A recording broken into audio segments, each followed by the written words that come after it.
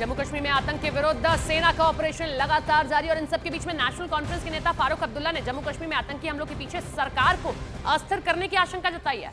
फारूक अब्दुल्ला ने आतंकी हमलों की टाइमिंग पर सवाल खड़े कर दिए हैं और कहा कि जम्मू कश्मीर में तनाव पैदा करने की कोशिश की जा रही है। सवाल किया कि ये उमर अब्दुल्ला सरकार के खिलाफ साजिश तो नहीं है। उन्होंने ये भी कहा कि आतंकियों को मारना चाहिए बल्कि उन्हें पकड़ना चाहिए और पता लगाना चाहिए कि इन सबके पीछे है कौन।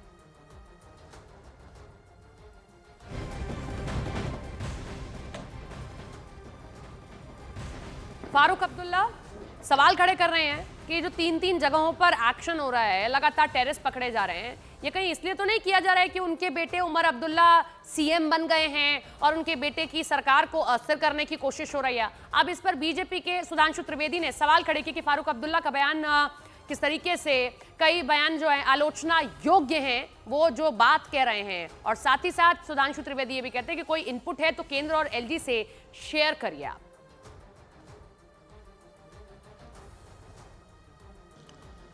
नहीं तो क्यों नहीं पहले हो रहा था, आज क्यों, क्या वजह है? इसकी इंडिपेंडेंट इंक्वायरी होनी चाहिए।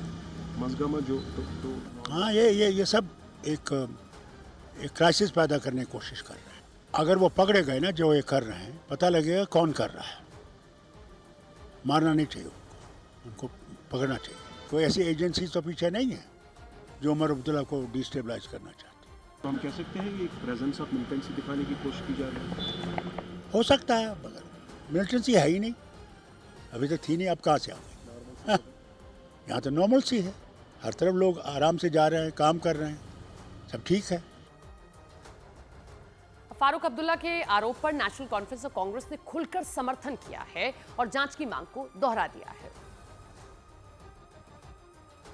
ये इस बात की जांच करने की जरूरत है कि वजह क्या है। जहां 30-40 हजार लोग जमा होते थे वहां कब कुछ नहीं हुआ, लेकिन उसके बाद ये जो होता है, मैं तो ये समझता हूँ इसमें कोई पाकिस्तान की साजिश तो है ही है। कहीं अंदर के कुछ लोग ना इसमें मिले हुए हों, क्योंकि ये जो हरकतें हो रही हैं, ये जो मिलिटेंसी की तरफ से जो वारदातें हो रही हैं, ये तो हम तो देख रहे हैं, जब से मैंने होश संभाला तब से हम देख रहे हैं, 40-45 साल से तो ये हो ही रहा है। लेकिन अब दुनिया तंग आ चुकी है, लोग परेशान हो चुके हैं। क्यों एकदम से 16 दिन में 5 वारदातें, क्यों चुनी हुई सरकार को कोई साजिश अंदर से तो नहीं कर रहा, कौन कर रहा है?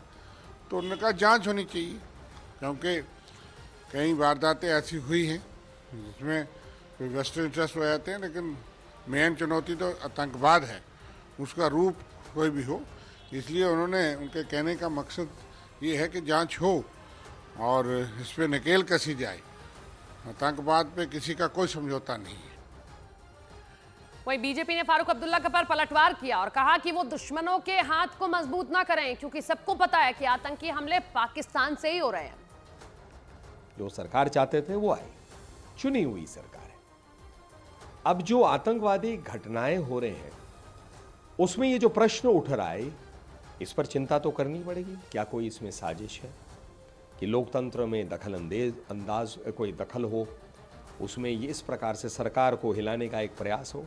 लेकिन जहां तक हमारे सुरक्षा कर्मियों की बात करें, सेना की करें, जम्मू कश्मीर पुलिस की बात करें, जो हमारे सीआरपीएफ और ऐसे दल हैं जो लगे हुए हैं वहाँ, वो मुंह तोड़ जवाब देंगे और भारत का कोई भाग जो है आतंकवाद के सामने नहीं झुकने वाला। डॉक्टर फारूक अब्दुल्ला साहब इस बात को जानते हैं, ये आतंकवाद, ये बम, बंदूक, पिस्तौल, गोलियां ये पाकिस्तान से आ रही हैं।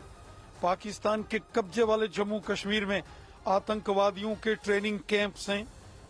आईएसआई और पाकिस्तान की सेना आतंकवादियों को ट्रेनिंग दे रही है, ये जग जाहिर बात है। इसमें किस बात की छानबीन करनी है? इसमें कौन सी जांच पड़ताल है?